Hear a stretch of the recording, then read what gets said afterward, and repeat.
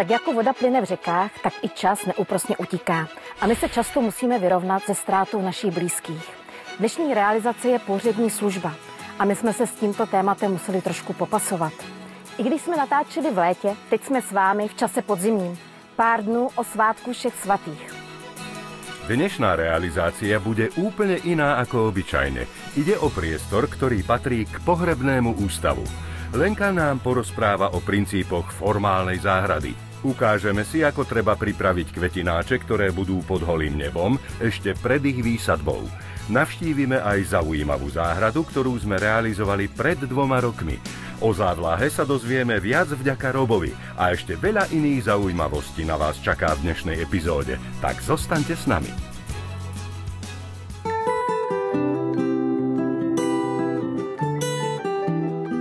Dnešní zahrada bude formální. Je úplně jiná, než děláváme, protože jsme v pohřební službě a mám tady pana majitele. Dobrý den, pane Roberte. Dobrý. Kdybyste vysvětlil, jaké bylo zadání pro nás? Keďže sa nachádzame v pohrebnej službe a prichádzajú k nám ľudia vybavovať smutočné obrady alebo smutočný obrad, nachádzajú sa v takom ťažkom rozpoložení. A určite pre nich bude príjemné, keď prídu do tohto priestoru, ktorý bude pekne zazeleňaný a budú sa tu cítiť príjemne. Je to nová budova, nová zahrada, začínáme od začátku a my jsme se spolu dohodli, že ten styl formální, kdy je poklidný, bez žádných jako křičících prvků, že bude to ten ideál pro tu zahradu, kterou my tady zrealizujeme. Teším sa. Já taky. Náš tým sa hneď pustil do práce. Robo s chlapcami osadili drevené hranoly, čím vytvorili záhony. Aby drevo vydržalo dlhšie, z vnútornej strany upevnili nopovú fóliu. Tá neprepustí vlhkosť k drevu. A samozrejme, kde sa pracuje s drevom, tam je náš stolár Milan.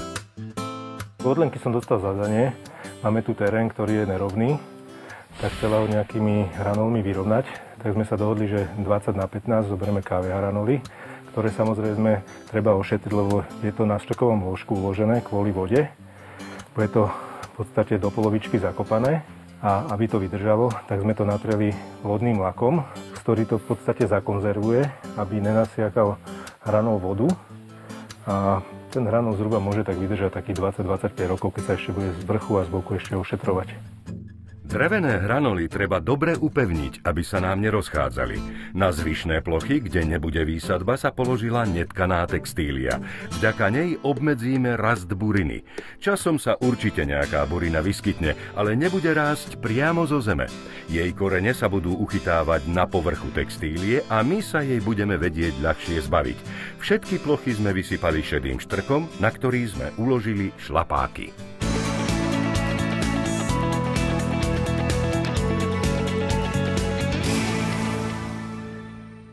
Tento projekt je nestandardní, ale nejenom svým zadáním, ale hlavně prostorem určeným k realizaci. Je to místo, kam lidé chodí plní smutku a vzpomínek na své bližní. Jednoduché tvary, tlumené barvy a nízká druhová rozmanitost je to, co navozuje pocit klidu a činí právě tento prostor reprezentativní. Hned jako první jsem navrhla chodníky a zpevněné plochy, aby byl přístup na všechna důležitá místa pohodlný. Vzhledem k tomu, že altán a nový dům nejsou postaveny ve stejné úrovni, bylo třeba tento výškový rozdíl vyřešit. Na stavbě jsou použity hranoly, tak jsem i já tento přírodní prvek použila na vytvoření teras, které mi pomohou vytvořit 3 různé roviny. Musím zdůraznit, že realizovaný prostor má 2 hlavní místa pozorování. Jeden je hned při vcházení do objektu pohřební služby, kde návštěvník uvidí jako první záhon před altánem, a další, a to nejdůležitější, je už pohled velkými okny z domu do zahrady. Proto je hlavní centrální prvek, který nesmí nikdy ve formální zahradě chybět, umístěn právě do osy tohoto pohledu. V našem případě je zde postaven zvýšený záhon obložený jako i dům cihlovými pásky. Na něm budou velké květináče, ve kterých se budou střídat sezónní výsadby. Mohou se stát také vodním prvkem a pak z jejich okrajů bude stékat voda. Veškeré rostliny jsou rozmístěny tak, aby si byly navzájem zrcadlem a spolu s trávníkem jasně poukazovaly na důležitost zvýšeného záhonu.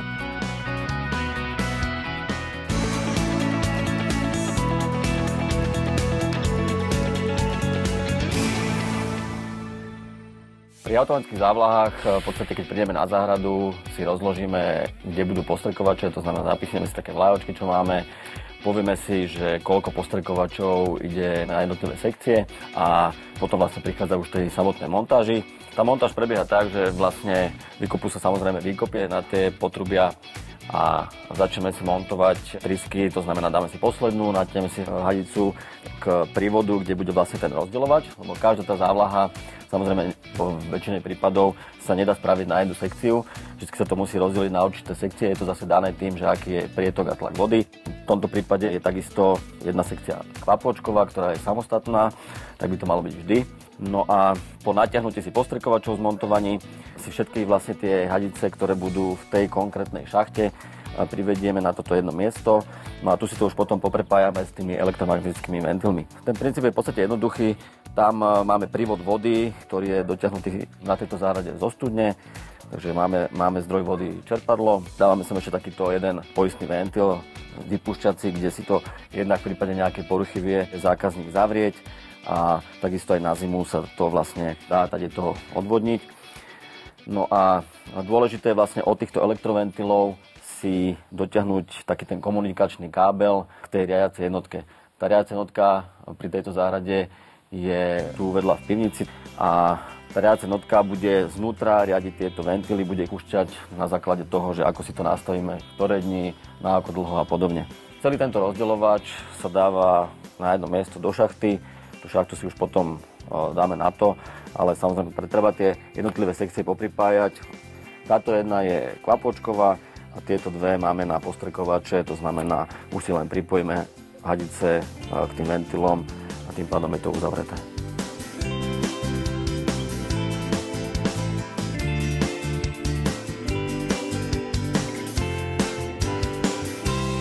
Každé z tých potrubí vedie k postrekovačom alebo teda k vývodu klapkovej závlahy. V tomto prípade sú tu vlastne navrhnuté postrekovače na trávnik. Tým, že sú to menšie plochy, sú to štandardné sprejové, ktoré sa používajú na také menšie plochy, alebo potom sa dajú použiť pri väčších aplikáciách aj rotačné s väčším dostrekom. A samozrejme, že je to vždy odstupňované od toho, že koľko potrebujete, aby ten samotný postrekovač mal dostrek. Celá riadiaca jednotka sa osadí do plastovej skrinky, aby bola chránená a bol k nej dobrý prístup. Potom sa môže obsypať zeminou.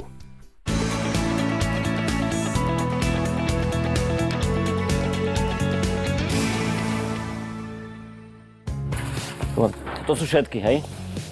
To je všecko, jo?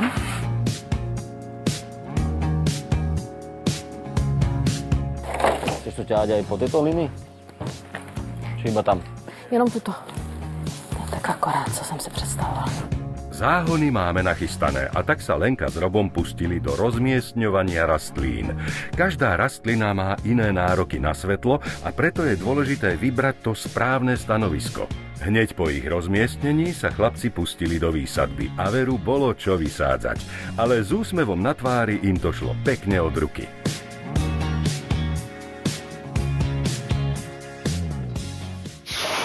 Jednoduše by se formální zahrada mohla definovat jako nástupce klášterního či zámeckého parku. Je dokonale symetrická a geometrická.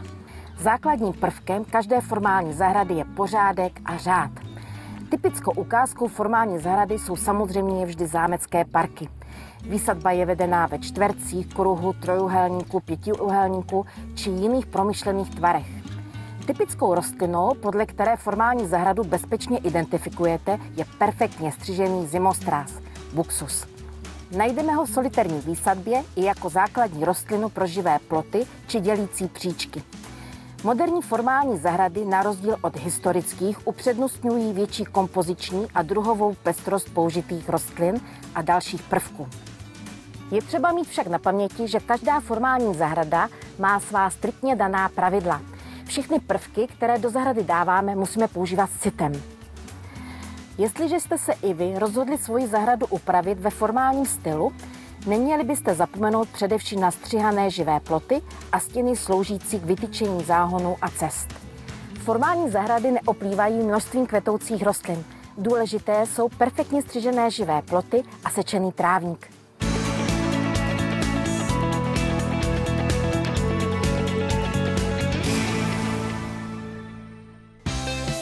Kvôli dotvoreniu súkromia od susedného pozemku, ktoré smútiaci návštevníci pohrebníctva potrebujú, nainštalujeme mohutné drevené zásteny.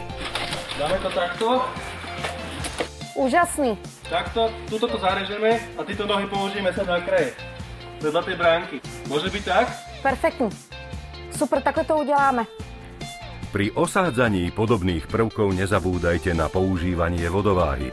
Ušetrí vám čas aj nervy.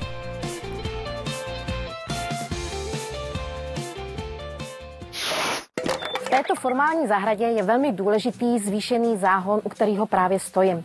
A na něm jsou navrženy 4 velikánské květináče, které budou plný sezónní výsadby. Teď jsme v létě, tak tam do něj dávám letničky. Na podzim tam můžou být chryzantémy, v zimě čečina, na jaře jarní kytky. Způsob sázení do květináčů je vždy stejný. A já vám teď ukážu, jak to budu dělat zrovna tady. Mám velké květináče, které nemají podmisku. Protože jsme ve firmě, kde bude obtížné květiny zalívat, Luboš udělá dírky do květináče 2 cm nad dnem, aby se tam nějaká voda udržela. Kdyby mi Luboš udělal díry ve spodu, přesně všechna vodou, kterou by jsem tam nalila, by zase vytekla. Já potřebuji, aby tam nějaká zůstala. Další možností, abychom udrželi vodu v květináči, je použití keramzitu. Keramzit vodu nasaje a až ji rostlina bude potřebovat, tak bude postupně ji uvolňovat. Keramzitu nasypeme víc, než jsou díry, do větší výšky.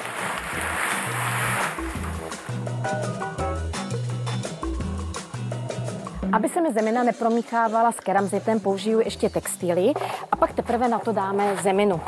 Protože používám rostliny, které mají větší kořenový systém, třeba jako je jasmín, tak potřebuju té zeminy, aby bylo víc, proto kvalitní zeminu určenou na muškáty mi tady Luboš vysype do celého prostoru.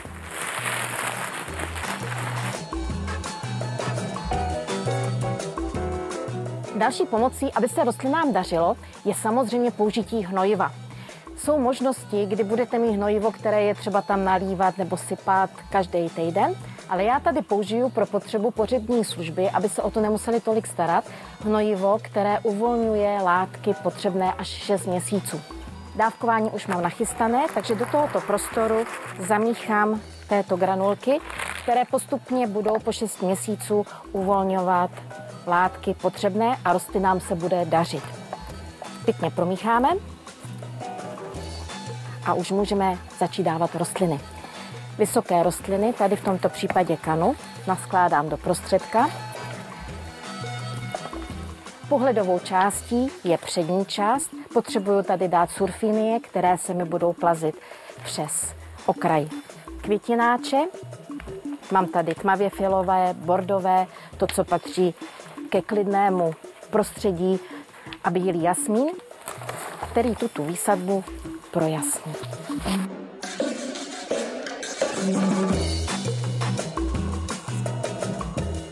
Tyto tmavé kany narůstají pouze 60 cm. Kana a jasmín jsou schopní za chladného prostředí přezimovat v nějakém prostoru, který bude uzavřený před mrazem. Kany a jasmín můžeme po přezimování vrátit opět na místo.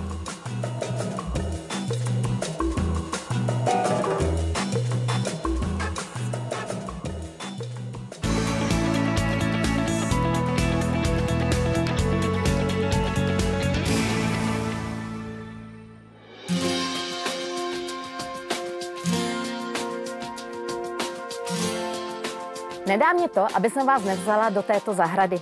Je udělaná podobným způsobem, jako řešíme dneska. Mám tady paní domácí. Dobrý den. Dobrý den. Vracíme se sem po 2 letech. A já bych se chtěla zeptat, jak vám to tady funguje a jak se tady rádi. Ja som veľmi spokojná s touto záhradou, veľmi sa mi páči, ako ste nám to navrhli. Hlavne tie vyvýšené záhony, to mám veľmi rada, ale to sa starám ja a teda trávnik to je na manžela. A som spokojná, ako to tu všetko vyrastlo a ako to nakoniec vyzerá aj s tými drevenými trámami okolo, že ste to super vymyslela. Ta zahrada byla utopená a my jsme ji chtěli zvýšit, aby jste nebyli jak v dělíku. Jsou tady použitý prvky, které bych mohla říci, že by pomaly patřily i do formální zahrady, kterou dneska realizujeme. Proto jsem diváky sem vzala. Zahrada je na jedné straně je užitková, to všechno funguje perfektní, máte z toho užitek. Áno, sú tam jahody, čučoriedky, černice, dokonca aj egreše. A čo sa týka takých stĺpovitých stromov, čo ste nám sem navrhla, tak minulý rok nám išla aj jabloň, tak uvidíme, či aj tento rok sa podarí, aby sme mali nejaké plody. Milan se tady hodně snažil, dělal tady zvýšené záhony a dělal tady i zástěny, na kterými máte pověšený kochlíky, ve kterých máte bylinky, takže tu užitkovou hodnotu jsme přenesli ještě na vertikální stěnu. A co vaše skalka vepředu, to byl váš požadavek, chci skalku? Áno, ďakujem vám veľmi pekne. Ja som veľmi spokojná, ako ste ju navrhli, pretože ste tam navrhli tie trávy a to ja mám veľmi rada. Viac ako také ihličnaté stromy, ale super je, že za tou trávou sú vlastne také tie ihličnaté guličky, ktoré sú krásne aj v zime, takže to vždy z obývačky pekne vyzerá. Takže sa mi to veľmi páči. Aj tie kochlíky, ako ste mi vtedy navrhla, že každé ročné obdobie tam môžem posadiť niečo iné, tak si to tak striedam, je to celé také hravé. Přesně tento způsob řeším i na zahradě dneska, takže jsem velmi ráda, že jste to vzpomenula a já ty diváky vezmu na prohlídku touto zahradou.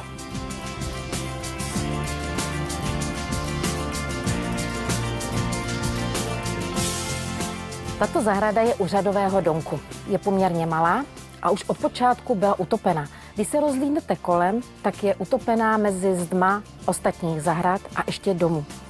Proto bylo důležité zahradu zvednout, nenechat ji v té stejné úrovni, co se nacházela. A tady přišel ten prvek, který realizujeme i dneska, zvednout ji pomocí hranolu. Hranoly můžete používat na zvýšené záhony, anebo celou zahradu, jako jsem já udělala tady, zvednout právě do té výšky, do které potřebujete, aby byla. Dál jsou tam zasázené rostliny, které opět zahradu dělají plastickou, trojrozměrnou. Vyšší rostliny, menší rostliny, kvetoucí dopředu. Protože je to malá zahrádka a ještě u řadového domku, je vždycky nutné, aby tady byla velká terasa a samozřejmě nesmí nikdy chybět domeček na nářadí. Celá tato zahrada teďko působí jako celek a je pouze stará 1,5 roku, ale už je vidět, že to, co jsme od ní požadovali, aby nebyla utopená, aby nebyla jako v díře, už se začíná zvedat a začíná být nádhernou a působit tak, jak jsme to chtěli udělat.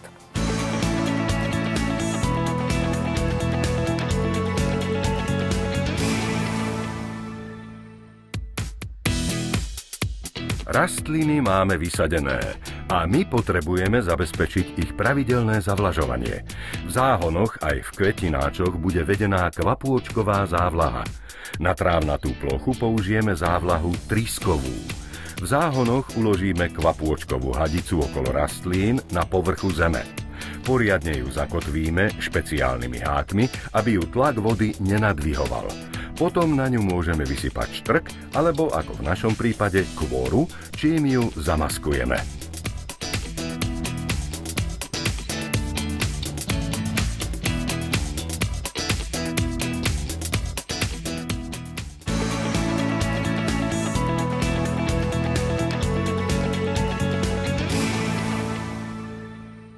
A máme tady dnešní poradnu. A protože téma jsou dušičkové dekorace, mám tady profesionálku Martinku. Ahoj Martinko. Ahoj Leni. Nechám vás v rukách profesionální aranžérky a jdu pomáhat chlapcům do zahrady. Ďakujem. Takže ja mám dneska pre vás pripravených niekoľko verzií, čo si môžete dať ako dekoráciu na hrob. Či už sú to aranžmány sadené, ako je napríklad tento, kde vieme použiť či už letničky, trvalky a sezónne si to rôzne upraviť. Dá sa to urobiť ako celoročná dekorácia. Alebo vieme si kúpiť aj takýto polotovar, srdiečko alebo rôzne iné tvary, ktoré si vieme nadekorovať. Môžete použiť na to umelé kvety, živé kvety. Ja som si na dnes pripravila umelé kvety v kombinácii s keramickou soškou a pustíme sa do toho. Začneme hlavným prvkom, buď soškou, alebo kvetom, alebo čo nás napadne. Ja som si vybrala takúto umelú chryzantému, ktorú nalepím. Vždy chvíľku pridržím, aby nám to držalo. Ďalej som si sem pripravila umelé listy eukalyptusu, ktorý je v poslednej dobe veľmi moderný, aj napríklad v svadobných dekoráciách a výzdobách. Ale ja ho mám rada aj na dušičkové aranžmány. Pokračovať môžeme napríklad takouto stužkou.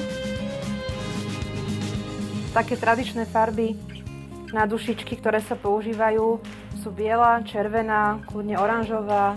Stále je štandardom, že sa používa párny počet kvetov. Ja som si pripravila takéto drobné kvietky hortenzie, ktoré nalepím takto z bočnej strany. Mám 3. Takže spolu s tou chryzantémou to bude vlastne párny počet.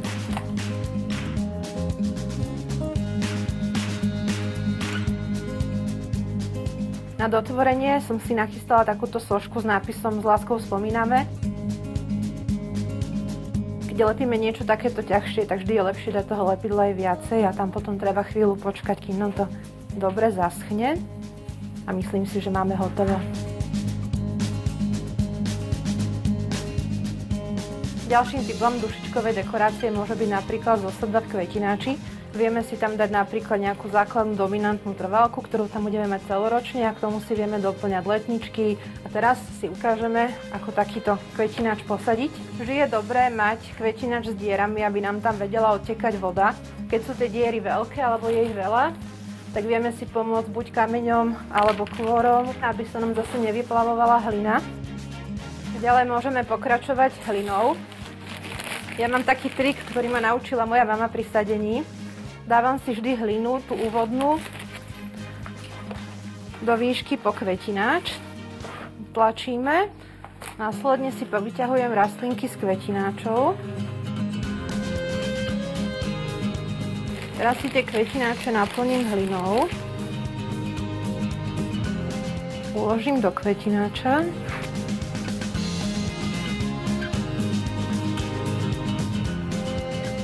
Rozmiestnim si kvetináče už s hlinou. Teraz je tá možnosť, kedy si to viem nasmerovať, lebo už so samotnými rastlinami by sa mi takto ťažšie pracovalo. Teraz to dosypem hlinou až po vrch.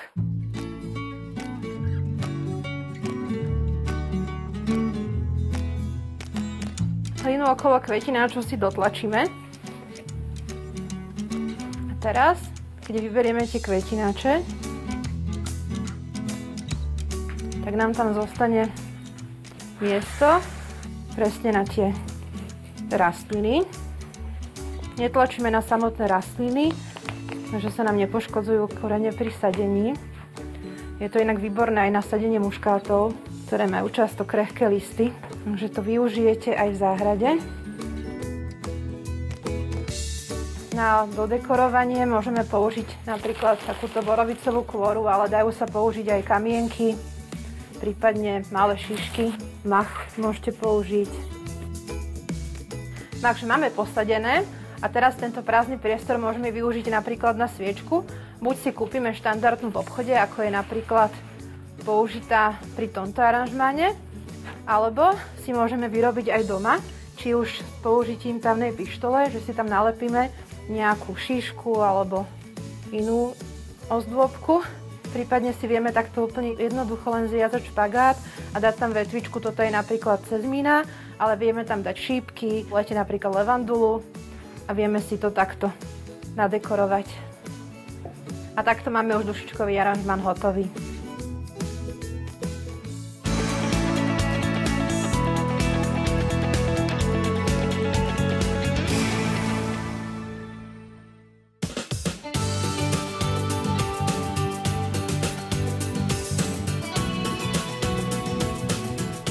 Všetky práce v záhonoch a s rastlinami máme za sebou. Teraz sa môžeme potešiť tým, čo sme stihli za tento deň spraviť. Aké rastliny sme vysadili a o ich nárokoch na pestovanie nám prezradí naša Lenka. Ve formální zahradě se používají rostliny jako živé ploty.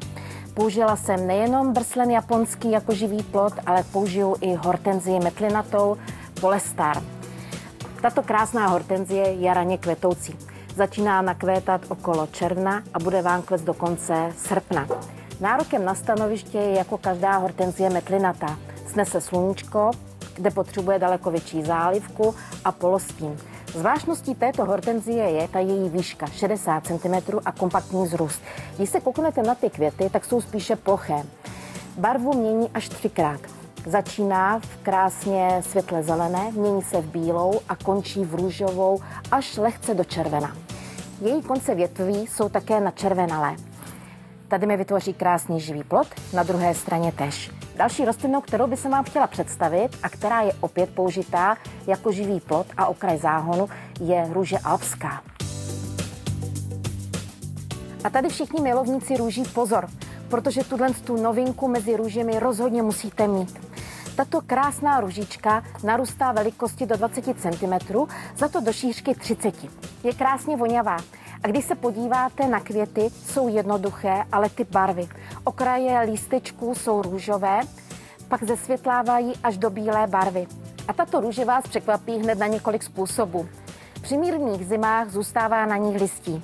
Je odolná proti chorobám a vůbec není náročná na stanoviště. Můžete ji pěstovat na záhonech, můžete ji pěstovat v nádobách na balkoně. Odmění se vám krásným kompaktním vzrůstem a kvete od června až do zámrazu. A co je absolutně nejdůležitější, tato růže je beztrnná. Stále nie sme na konci našej realizácie. Ostali nám trávnaté plochy. Ako prvé položíme sieťku proti krtkom. Priamo na túto sieťku sa ukladá kobercový trávnik a preto terén musí byť v rovine. Veľmi dôležité pri automatickej závlahe je vlastne navrhnutie celého systému. Je rozumné si to spraviť automatickú závlahu profesionálom, aj keď si to v princípe dokážete spraviť sami. Už len z toho dôvodu, že sa veľmi často stretávam, že na závlahe je veľmi málo postrkovačov a pri zlom navrhnutom systéme sa to ukáže hlavne pri vyšších teplotách, kde vysychajú určité miesta. A to hlavne preto, lebo ľudia podcenia to, že dajú málo postrkovačov, respektíve sa nedodrží princíp toho podlievania. To znamená, vždycky tie postrekovače sa musia ako keby dočiahnuť. To znamená, jeden musí podlievať druhý a je správne to spraviť tak, že minimálne do trojuholníka alebo do štvorca. To znamená, na nejakom obdĺžníku alebo štvorci by mali byť minimálne 4 postrekovače. Pri správne navrhnutom systéme máte pekný zelený trávnik, pretože je rovnomerne poliatý a výhodou vlastne automatických závlah je to, že sa nemusíte starať, máte úsporu vody a vlastne aj svojho času, keďže to nemusíte polievať. Po položení trávnik poriadne zalejeme a niekoľkokrát po ňom prejdeme valcom. Koreňová sústava prerastie do terénu a tým trávnik uchytí.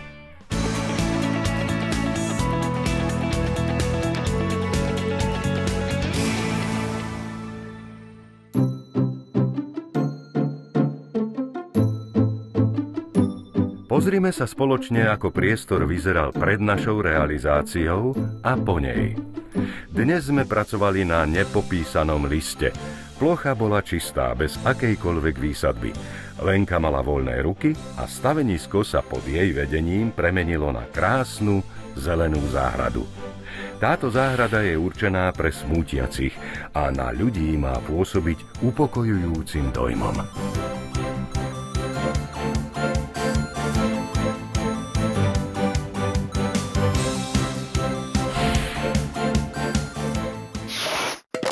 Tímto máme zahradu u pohřební služby hotovou.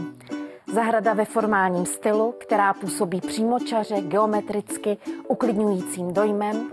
Přesně taková, jak má zahrada formální být. A myslím si, že jsme tímto přání majitele splnili. A zahrada je připravená na svátky všech svatých.